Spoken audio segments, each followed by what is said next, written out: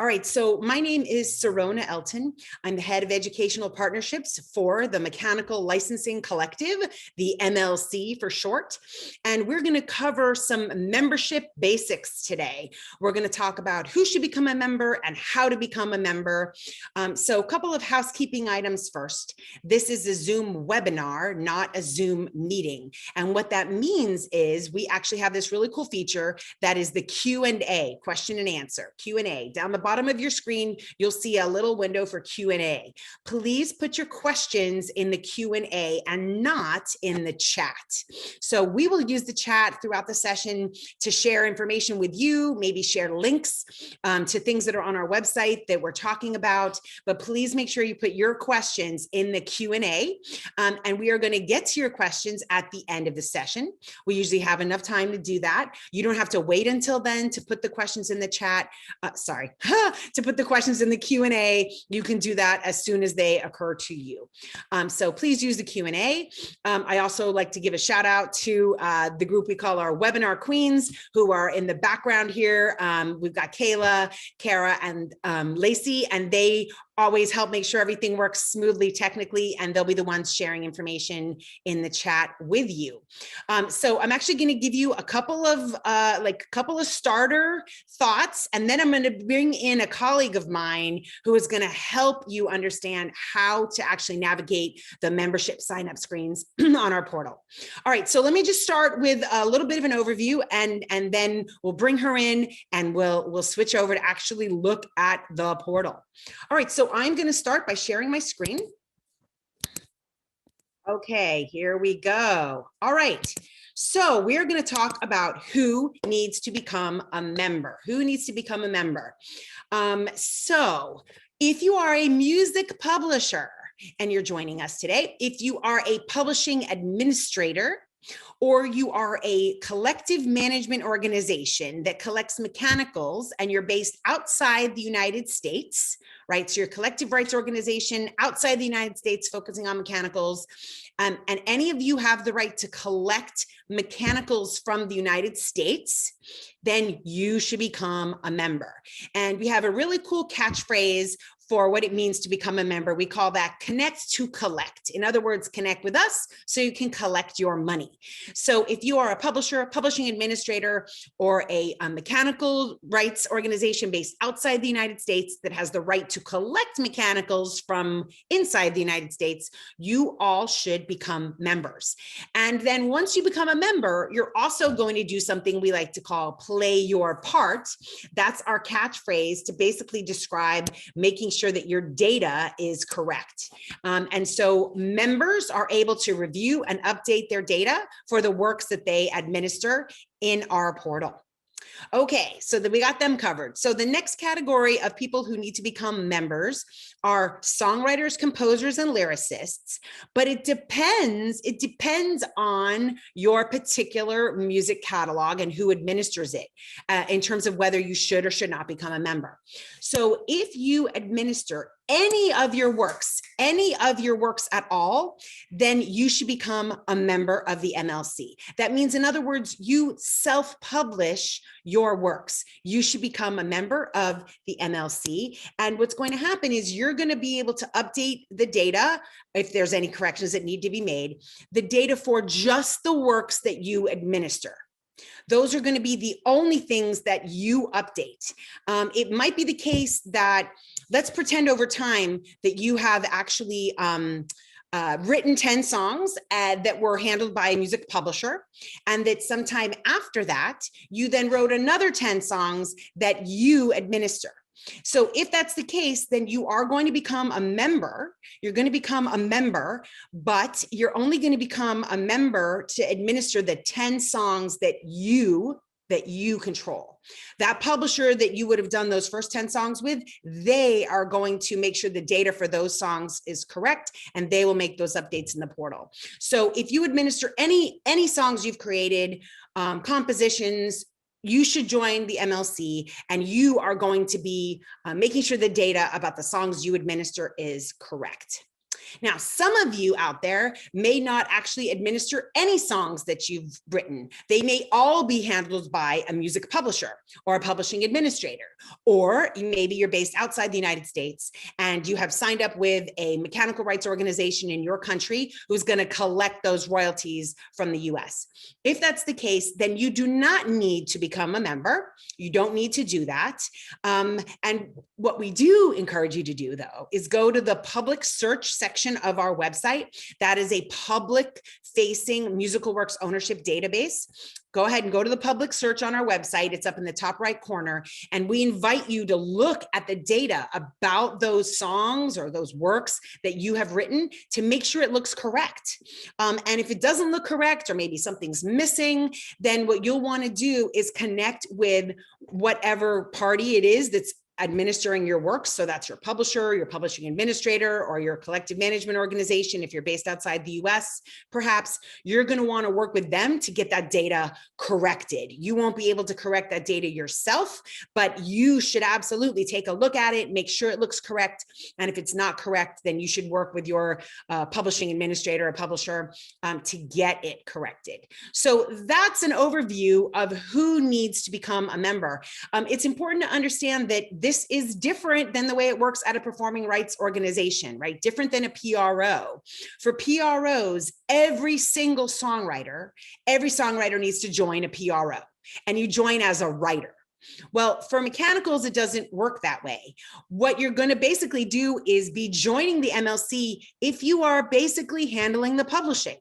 Right? So there is no writer category or publisher category when you join the MLC. You are the party who controls the administration for that musical work, and you have the authority to collect digital mechanicals from the US. So if you are a self-administered songwriter and you control any of your works, you're going to join the MLC, but you're not joining as a writer or a publisher. You will just be a member. Okay. All right. So that's an overview of who should join the MLC. How do you join? That part we're going to get into a lot more detail. It starts by going to our website. Up in the top right corner next to public search, you see the button that says connect to collect. That is where you become a member. You begin that process. Membership is free. There is no fee to join. And by the way, just an FYI, the royalties that we collect from digital music services and then pay on to our members, we don't take any money out of that to cover our operating costs. Digital music services are required by law, separately from the royalties they pay us, to also pay in a certain amount of money to cover our operating costs. So that means if we collect $100 in royalties, we actually will pay out $100 in royalties, which is a very cool thing, makes us a bit different than everybody else. And that's all thanks to the Music Modernization Act law that kind of created us. Okay, so before I bring in my colleague, one last thing I want to talk about with membership. So we realized that there was some confusion here and there a little bit as people were trying to navigate some of the screens in the membership sign up screen. So we are actually working on revising those so that they're even more straightforward. We're continually working on improving our portal.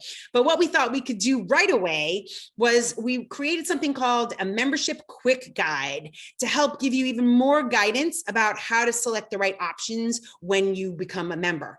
So this is on our website, right there under the membership resource or member resources page. Halfway down, you see the MLC membership quick guide. If you click on that, then it opens a 3-page PDF. One page is for songwriters. One page is for publishers and collective management organizations outside the United States. And it lays out some different scenarios to help you understand which options you should select when you go through the screens. All right, so I'm going to come out of screen share and I'm going to ask my colleague, Lindsay, to join me. All right, Lindsay. So this is Lindsay Major. She is our head of customer experience. Welcome, Lindsay. Hi, thank you. So I know you are going to help out all of the folks joining us today by actually showing them the sign-up screens in the MLC portal. So I'm going to go ahead and let you take over from here. Awesome. Thanks, Serna. Hi, everyone. Thanks for joining. As Serna mentioned, I'm going to show you the process for getting signed up to become a member. So share my screen here real quick. Can everybody see that? You're good. All right, cool. So step one to becoming a member is actually creating a user account. So as Serena mentioned, this is our website, the MLC.com.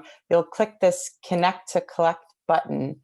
And here is where you're filling out your personal information to become a user of the MLC portal. I stress personal information because if you do put in like business information here, it's not going to work. This is your personal account, so you'll input that information to get your user account created. Once you have that user account created and you're in the portal, this is what your home screen will look like. So I'm a user now. Next step is actually creating that member. So I can hit this create a member button. Now, Serena mentioned this. We've heard your feedback. This can be a lot easier to do, and we're in the process of working on that, making this sign up process a lot more clear. For the moment, this is what we're working with. And again, as Serena just mentioned, you can use that quick guide to really help you throughout making sure we're choosing the right option. If that quick guide isn't helpful and this is too confusing, we do have our support team available to you. They're here Monday through Friday, 8 a.m. to 8 p.m. Central, and on Saturdays from 8 a.m. to 5 p.m. Central. You can call, contact us form or chat us if you need help getting set up. So quickly though, hopefully I can make this a little bit easier for you so you don't have to do that.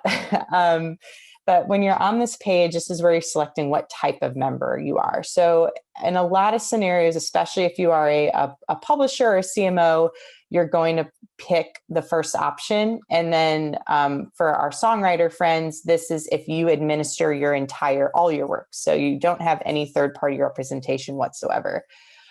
So if I'm a publisher that administers on behalf of a CMO administrator, you'll most likely pick this first option. You can ignore the second option. We're actually removing that, so just pretend that's not there. The third option, I'm partially self-administered. This is for anyone that does own some of, like the rights to administer some of their works, but maybe they have an administration deal for part of their catalog. You'll need a member for any works that you administer. So you'll want to click that partially if you've got part of a catalog that you're responsible for.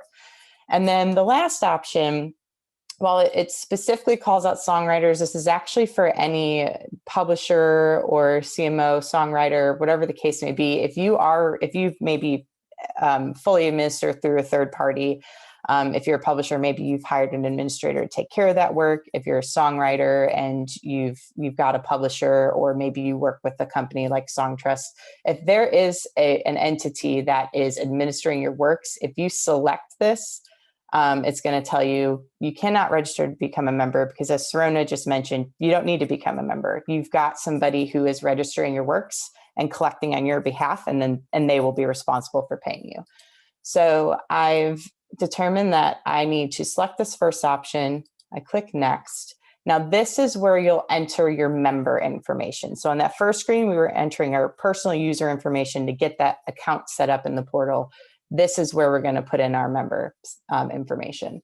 So if I am a publishing entity, I'm a business. That could be that I work for a publisher, or I'm a CMO, or I'm a songwriter who does have a publishing entity set up with a business license and everything.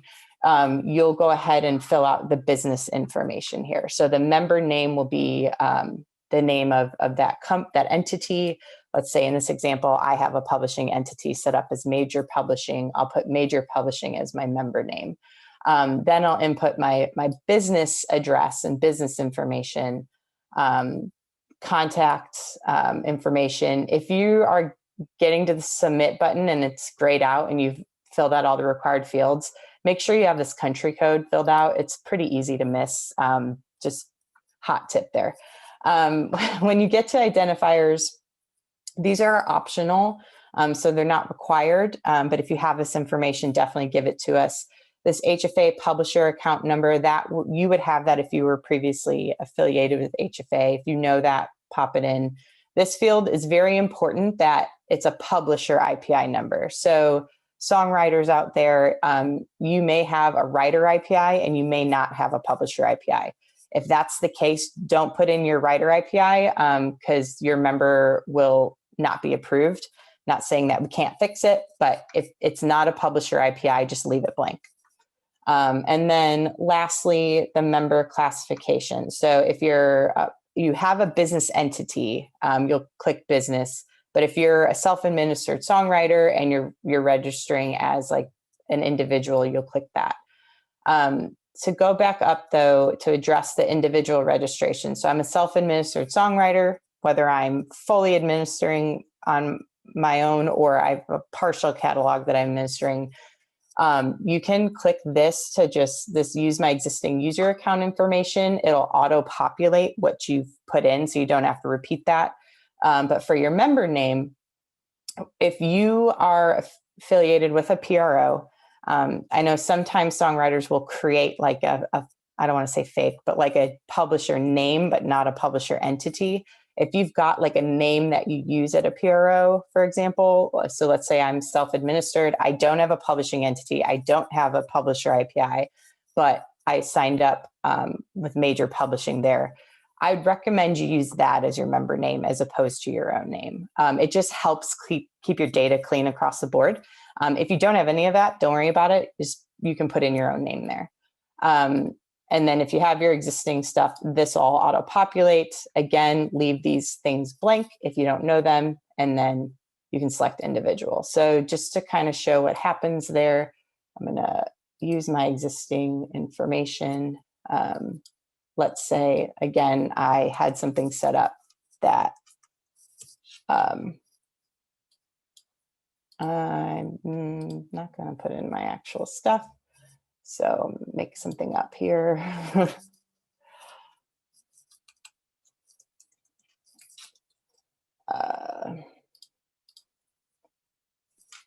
And by the way, Lindsay made up the name Major Publishing because Major's her last name, not because she's a major publisher. That's just a coincidence. Yeah, thanks for that. Let's see. All right. Okay, so I've put in my information.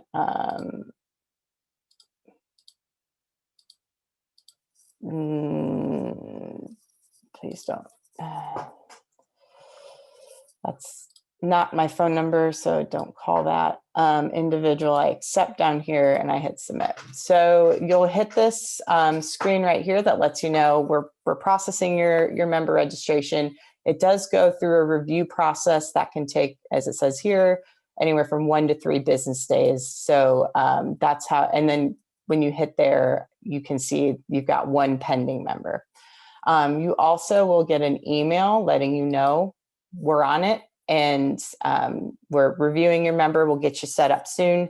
Once your member is approved, you will get another email letting you know your member's set up. Feel free to go in and start registering works. So that is how you become a member. Go ahead. Awesome. So come on out of screen share. Now I think we can take some questions. And if any of that was confusing, we get it. Sometimes you need more time to sit with that. You do have that quick guide on our website, and we have an amazing team under Lindsay available to help you. So don't worry if you're like, wait, I didn't catch all that. Now am I on my own? You are not on your own at all. Okay. We have different ways to support you: email, phone, chat, and my colleagues will post some of that in the chat here for you. So don't worry if you didn't get all that. There's no quiz. There's no quiz. But so, you can come back and watch this recording and you can look at that quick guide, and we have people who will be able to help you if you need it. Okay. All right. So let me go to the Q&A now and let's see what we've got. Okay. First question. I love this question. This one I knew this was coming. If we are registered with Song Trust, does that mean we do not need to register with the MLC? That is correct. That is correct. Song Trust acts as your publishing administrator. So Song Trust is a member of the MLC. They will register your musical works with us, and they will collect the mechanicals from us, and then they will pay you. But here's what I do recommend you do. Go on our public search, take a look, make sure the information looks correct. What might be the case is that maybe you see something that's not correct. It might be that you can log into your Song Trust account on the Song Trust website and make the correction there, and then it will flow over to us, right? Because, you know, sometimes maybe you're a writer and you're affiliated with a publisher, but you don't actually have the ability to correct the data at the publisher. You need a publishing employee to do that. But some of you who might have signed up with a publishing administration service, you might actually have a login where you can go in and update your own data at that service, and then that correction will flow over to us. Okay, so that is correct. All right, so if you have, okay, this is Mauricio. If you have two publisher IPIs, one for ASCAP and one for BMI, what do you do? Which one of those should you use? Lindsay, you want to tackle that one? Yeah, this is a really good question. We get it a lot. So you've got a few options. If you can just pick one if you want to do that. So first option is you can create a member for both. I will say if you do that, it's probably going to be a lot more work for you because you'll have to go into each member account and update everything separately. You can do that though, if you prefer to just keep them separate. Some people prefer to manage their business that way, and that's totally fine. Another option you have is you could just pick one and create a member and manage everything under that one. I understand that sometimes that can get a little bit messy, maybe a little tricky. Totally fine. So your third option is you can actually create and you'll probably need to reach out to support to get this done, but you can create kind of like a top entity that the two you could then create publishers for both underneath in the works registration process. So when you got a member, you're registering works, you can create publishers within that process. And then so you can create publishing entities with those two that will sit under that top entity so that you can still manage it under one member account and get one payment, but you'll be able to tell on the works level which is it ASCAP, is it BMI, or whatever the case may be. So again, a couple of options for you, just kind of depends on how you prefer to manage your business. Exactly. You know, we don't want to force anybody into a particular data structure. And it's also important to understand, because I know we get this question sometimes, the difference between a user and a member, right? A user basically means you have a log on. You can log into the portal, and it might be that you only handle musical works and collect money for one member, or it might be that you collect for multiple members because you may have multiple publishing entities like we were just talking about. So one user might actually have multiple members that they handle, and you might have a big publishing company that has a big catalog and they have several employees, or even a small company and maybe you have two employees who both need to log in and handle data for the same member. So there is a relationship between a user and a member, but it can be one to many both ways. Okay, all right. So Murray says, I am a small publisher currently administered by a third party, but that relationship is coming to an end soon. And before they renew, they want to understand their options. If they set up without the third party administrator in July, let's say they don't continue that, would they need to employ the services of both the MLC and Harry Fox, or do they overlap? And would I pick which services I require from both the MLC and Harry Fox? So this is also that question we always know we get about the Harry Fox agency and us. So let me try to answer that briefly in the time we have. So the Harry Fox agency is a private company. They've been around a very long time, mostly started handling mechanical licensing in the United States, but have branched out and do other things. The MLC is brand new, created according to the Music Modernization Act, called for our creation. We're a nonprofit overseen by a board of publishers and songwriters. So the MLC has a very specific focus based on what the law has set us up to do, and that is handle digital mechanicals in the United States. The Harry Fox agency, they handle physical mechanicals. They can collect from places around the world.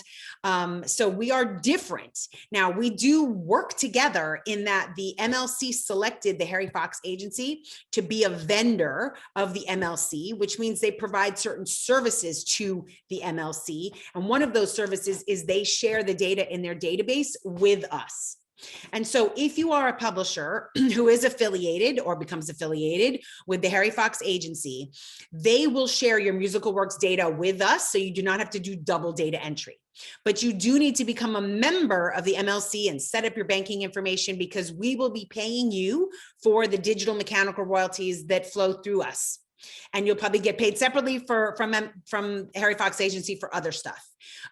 So if you've never signed up with the Harry Fox agency, you don't need to. You don't have to do any of that. You can just become a member with us and collect your US digital mechanical royalties from us. But you will also want to think about, if there are other revenue streams, you need to come up with a solution about how to collect. You know, if your musical works are on products that are put out on CDs and vinyl, you will need to figure out how exactly you're going to collect those mechanicals, because we cannot collect them for you.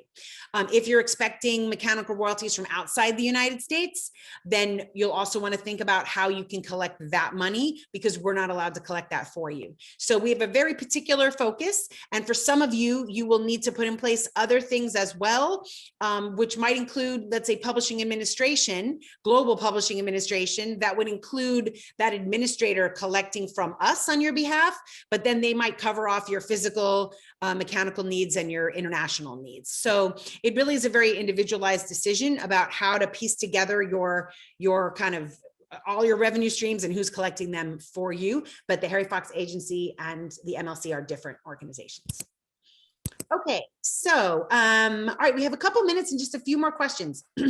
Mauricio, okay, this may have been all right, so the difference at the bottom of the form, so this one will go to you, Lindsay, the difference between selecting that button as an individual member or a business member.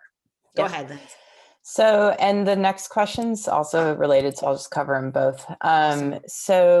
The difference is you'll select individual if you don't have a business entity. So if you've taken the step to set up a legal entity, therefore you've got like an EIN, a tax ID for a legal entity, an LLC or whatever you set up. You've got a business license for that. You'll select business then.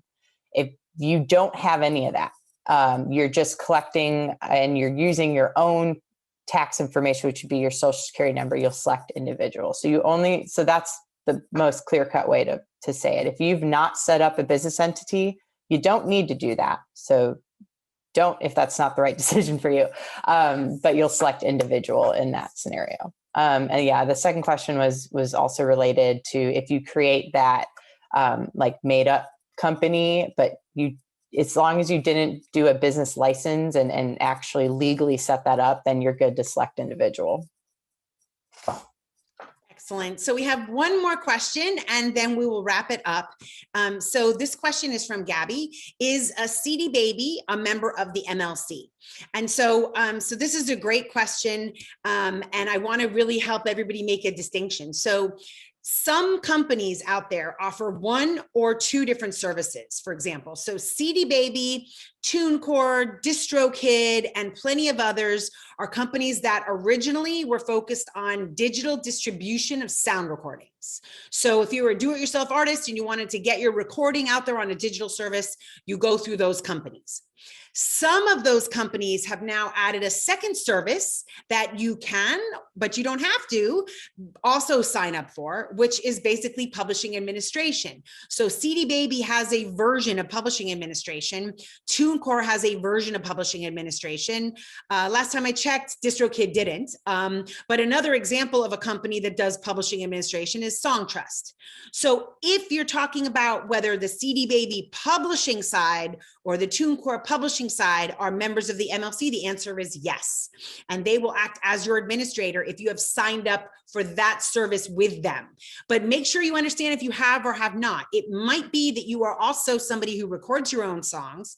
And so you have signed up with CD Baby or TuneCore in the past to have them distribute your recordings. That doesn't automatically mean that you have also signed up with them to administer your musical works. So I would check with them, look at your account, see exactly what you've opted for with them. And if you have signed up for their publishing administration, then you do not need to become a member of the MLC. They will register your works with us and collect the revenue from us and pay you your money. All right, so that is a wrap for today. Thank you everybody for joining us. Thank you, Lindsay, for hanging out with me here. Really appreciate it. Don't forget, if any of you are struggling with this, check out the information on our website. Don't hesitate to reach out to our customer experience team. That's what they're there for. Very happy to help you 12 hours a day, Monday through Friday, and another 9 hours on Saturday. So do not hesitate to reach out for help. All right, everybody, take care. See you next time.